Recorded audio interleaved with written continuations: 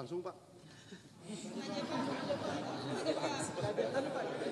Udah Jumat sore gitu yang mau langsung ya. Siap. Deadline. Emang ada deadline? Ya, siap. Begini teman-teman, pertama menyangkut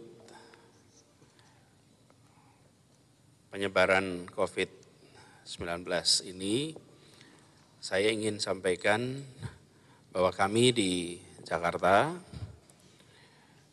terus melakukan koordinasi dengan Kementerian Kesehatan dan juga akan kita lanjutkan dengan BNPB untuk bisa menangani dengan baik.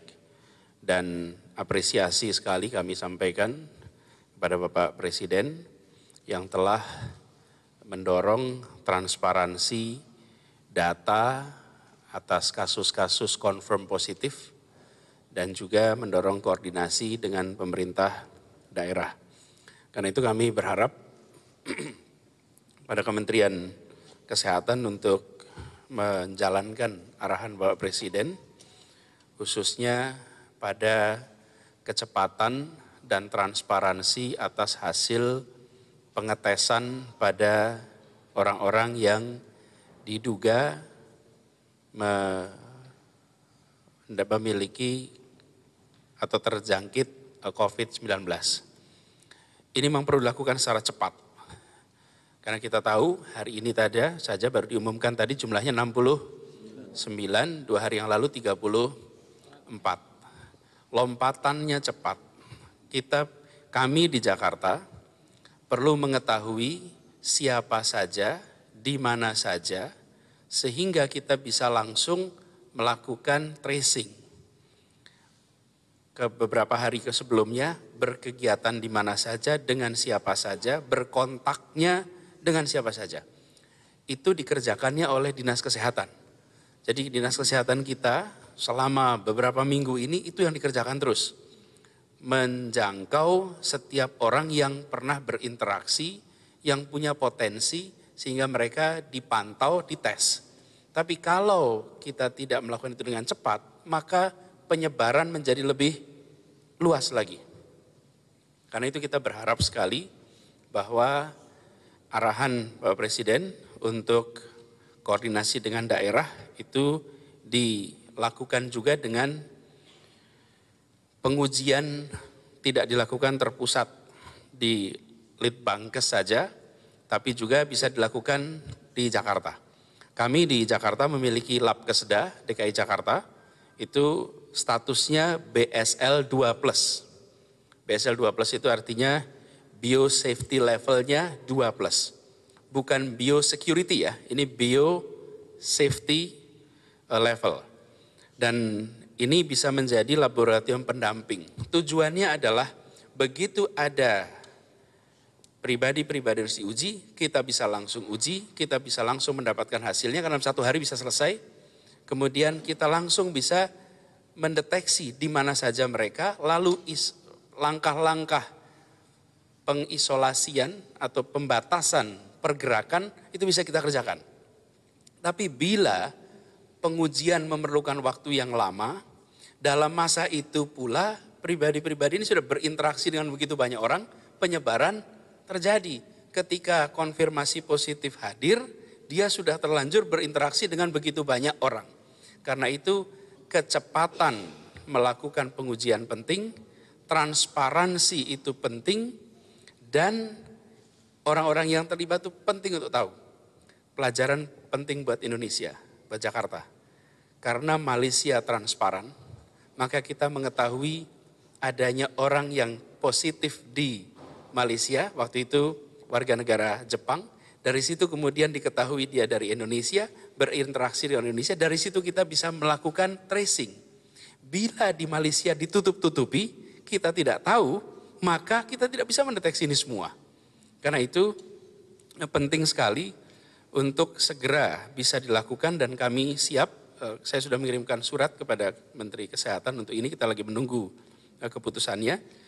Dan juga di Jakarta ada 2 lagi, ada Eijkman, dan juga lab mikrobiologi Fakultas Kedokteran. kami berharap tiga-tiganya bisa dipakai. Kenapa? Karena jumlah terbanyak dari yang confirm positif itu ada di Jakarta. Coba ditunjukkan, teman-teman. Teman-teman, ini adalah sebaran kasus-kasus yang sekarang sedang diperiksa. Baik yang positif COVID-19 maupun yang sedang menunggu hasil. Sebarannya cukup luas. Beberapa hari yang lalu baru menyebar di wilayah selatan. Hari ini sudah menyebar di semua tempat. Kita tidak punya cukup waktu untuk menunggu. Kita memiliki kewajiban melindungi semua. Karena itu penting sekali bagi kita untuk bergerak cepat dan lebih cepat.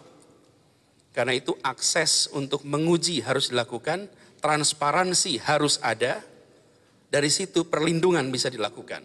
Tanpa kecepatan, tanpa transparansi, kita sulit sekali untuk bisa mencegah terjadinya penularan. Bapak Ibu sekalian, teman-teman yang saya hormati, langkah-langkah yang akan dilakukan Jakarta di hari-hari ke depan. Ini semua dalam kerangka melakukan yang biasa disebut sebagai social distancing measure. Dan social distancing measure ini sudah menjadi terminologi baku dalam persoalan COVID-19.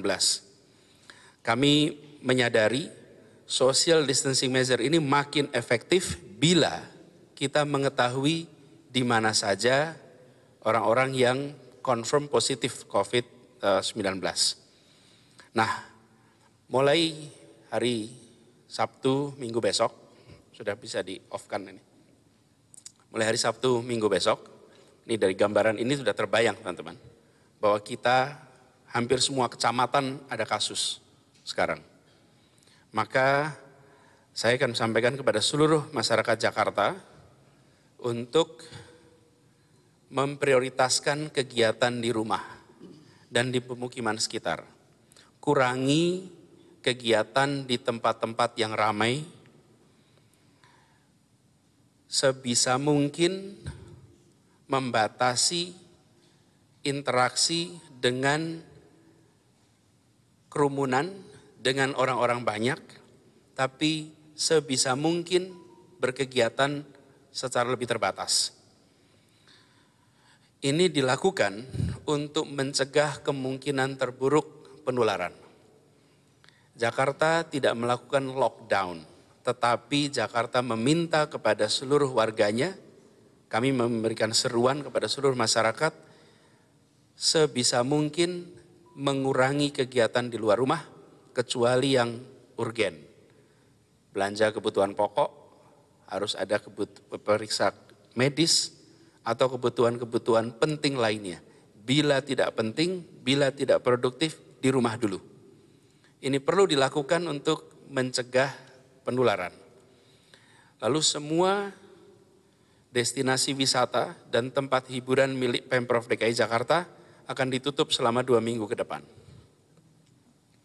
Transportasi umum tetap berjalan, HBKB atau Car Free Day ditiadakan 2 minggu ke depan. Itu artinya kalau kegiatan tempat wisata, Ancol tutup, Ragunan tutup, Monas tutup, museum yang dipegang oleh DKI tutup. Tujuannya apa? Meminimalkan kegiatan warga di ruang-ruang terbuka yang penuh dengan warga. Lalu pelayanan masyarakat tetap jalan seperti biasa, baik kelurahan, kecamatan, kemudian kantor wali kota, balai kota, puskesmas, rumah sakit, semua berjalan seperti biasa. Lalu kita juga sudah menyiapkan protokol untuk acara-acara di perkantoran, di perumahan, kegiatan-kegiatan ibadah, keagamaan, protokol-protokolnya kami siapkan dan kami akan sebarkan kepada seluruh masyarakat. Kemudian bagi dunia usaha, kami meminta untuk mulai menyiapkan protokol kerja jarak jauh. hari ini belum ada arahan untuk kantor-kantor stafnya bekerja dari jauh, tidak. Tapi dunia usaha harus mulai menyiapkan. Jika sampai kita harus melakukan kerja jarak jauh, maka sudah siap prosedurnya, sudah siap caranya. Karena itu saya menghimbau kepada semuanya untuk mulai menyiapkan dari sekarang. Jangan sampai kita menghadapi situasi itu, tapi bila itu terjadi, maka dunia usaha sudah siap. Kemudian selama proses penutupan di tempat-tempat wisata dan hiburan milik DKI, kita akan melakukan pembersihan dengan disinfektan ke semua fasilitas, memastikan itu bersih. Kemudian kami juga perlu menyampaikan bahwa kegiatan-kegiatan yang tidak terlalu urgen, tidak terlalu penting, yang melibatkan pengumpulan orang banyak, supaya ditunda, dihentikan. Itu secara garis besar, teman-teman, update. Nah, kami akan terus mengikuti arahan dari pemerintah, arahan dari Bapak Presiden, dan kita berharap situasi ini kita bisa tangani dengan sebaik-baiknya, dan terus kita bekerja sama dengan semua instansi yang terkait. Itu saja dari saya. Terima kasih.